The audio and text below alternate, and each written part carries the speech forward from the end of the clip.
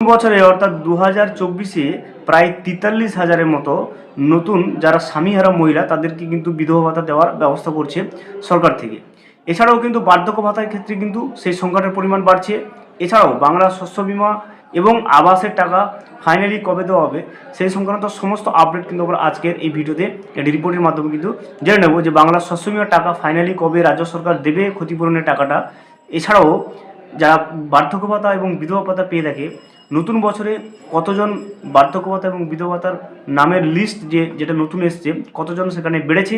এছাড়া বাংলা আবাস যোজনা প্রকল্পের যে প্রথম কিস্তির টাকাটা 60,000 টাকা সেটা বেনিফিশিয়ারিদের ব্যাঙ্ক অ্যাকাউন্টে কত তারিখ নাগাদ, ডিসেম্বরে কত তারিখ নাগাদ ঢুকছে সমস্ত বিষয় কিন্তু আমরা আজকের এই ভিডিওতে আপডেট হিসেবে দেখে নেব।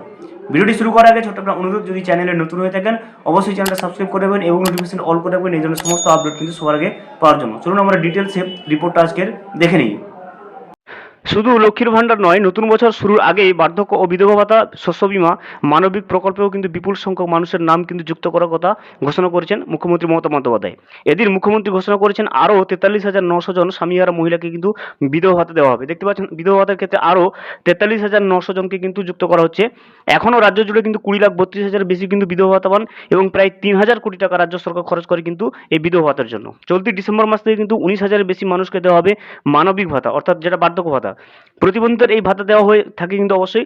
বাংলা শস্য বীমা সম্পর্কে এদিন মুখ্যমন্ত্রী জানিয়েছেন বর্তমানে শস্য বীমা প্রকল্পের আওতায় কিন্তু 1,02,00,000 কৃষক কিন্তু রয়েছে।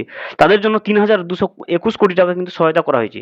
পাশাপাশি কৃষক বন্ধু 2024-25 রবি মৌসুমের জন্য কিন্তু 1,08,95,000 কৃষককে কিন্তু টাকা দেওয়া হবে। মোট কিন্তু দেওয়া হবে 2,943 কোটি টাকা। ডিসেম্বর মাস থেকে কিন্তু এই টাকা মিলবেই।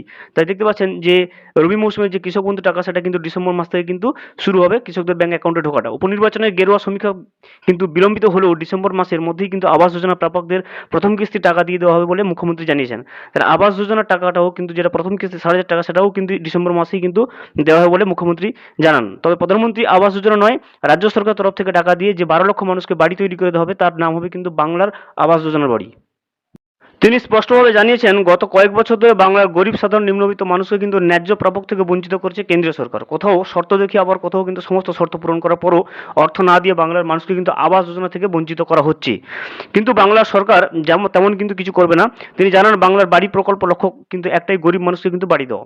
15 থেকে 30 ডিসেম্বর মধ্যে কিন্তু প্রথম কিস্তি টাকা দিয়ে দেওয়া হবে। দেখতে পাচ্ছেন বাংলা আবাস যোজনা প্রকল্পে যারা বাড়ি পাওয়ার যোগ্য তাদের কিন্তু 15 থেকে 30 ডিসেম্বরের মধ্যে কিন্তু আবাস যোজনার যে প্রথম কিস্তি 60,000 টাকা সেটা কিন্তু ব্যাংকের অ্যাকাউন্ট উপভোক্তাদের কিন্তু কাছে পৌঁছে দেবে।